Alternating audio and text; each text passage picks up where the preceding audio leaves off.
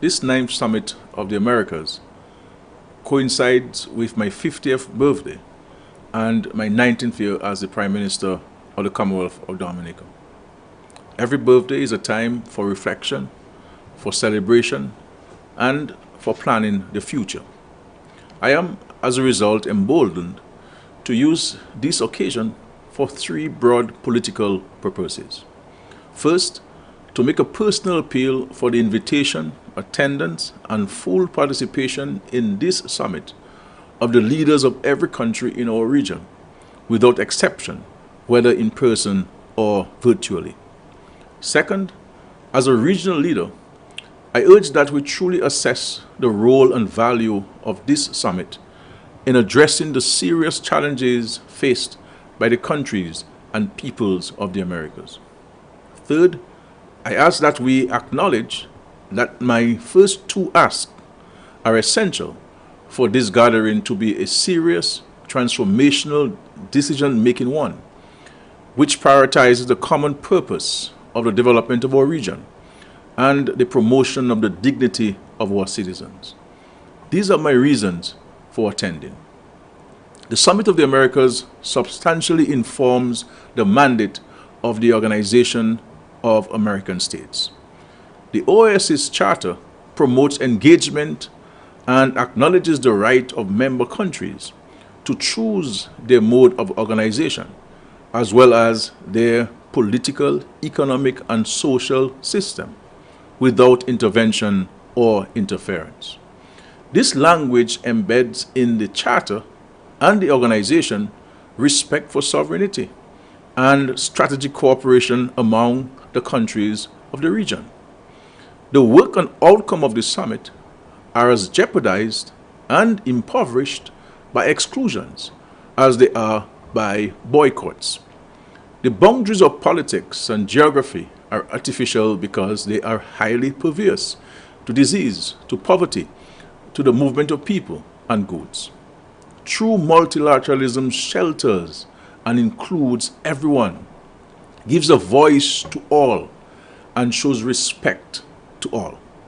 In that regard, given Cuba's record and history of extraordinary humanitarianism, I invite this community of the OAS to join me in calling for an end to the blockade against the government and people of Cuba and the termination of Cuba's unjust listing as a state which sponsors terrorism.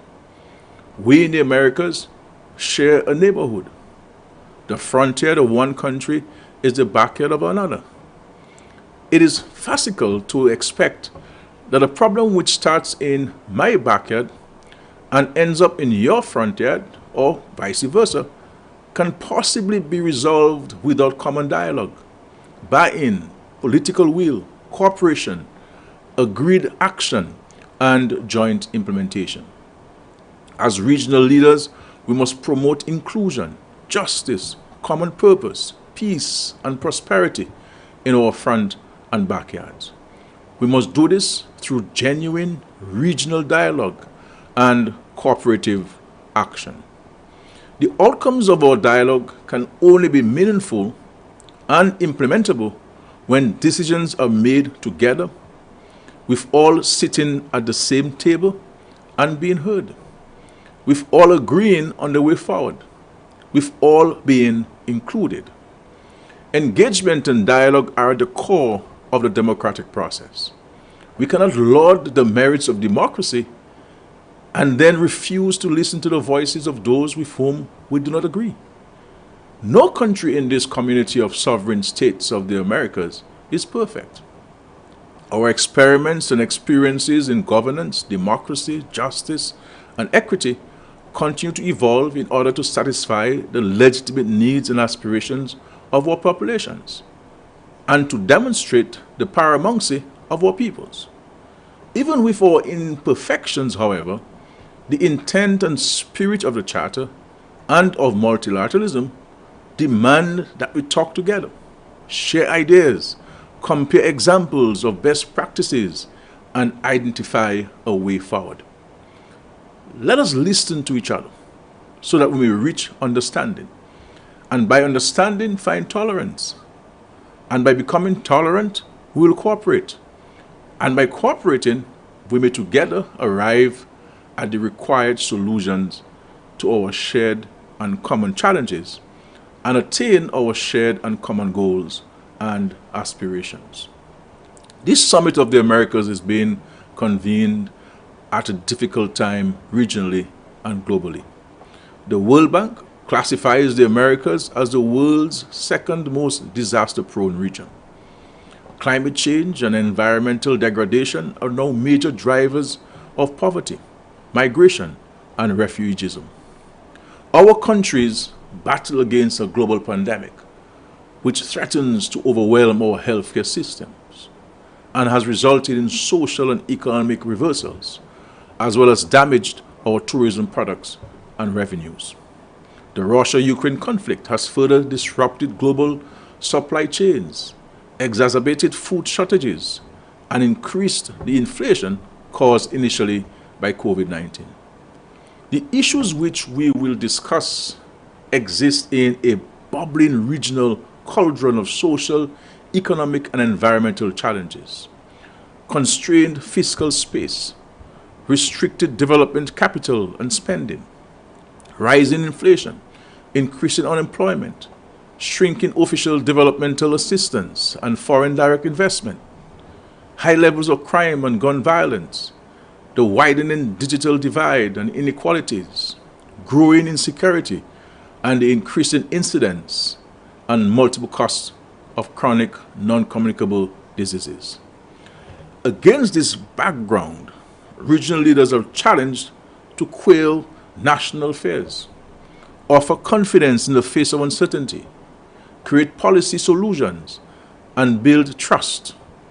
We can do so only if we work collaboratively at the international and regional levels and with national populations to envision, discuss, and construct just and equitable post-COVID-19 societies which are anchored on a green recovery for our planet and people. The seriousness and danger of the times compel us to put aside the discord and fracture which threaten and compromise the building of the equitable future towards which this summit is intended to work. It is with this realization and as a committed regionalist that I journey to California to be part of the conversation. I participate in the summit as a proud recipient of the Jose Marti Award, as a brother of the ALBA countries, as a member of the Global South, and as a friend of the Global North, as a leader and citizen of these Americas. In this, the 9th Summit of the Americas, our gift to the peoples of the Americas must be peace and prosperity for the shared common good. Together, we must ensure this summit reinvigorates and reinforces the principles and value of the Charter and produces an outcome in which all leaders have been engaged, in which all countries are invested, and to which all member states are committed. If we can achieve this, then the outcome of this 9th summit will be worthy of celebration. I thank you very much. God bless you. Thank you.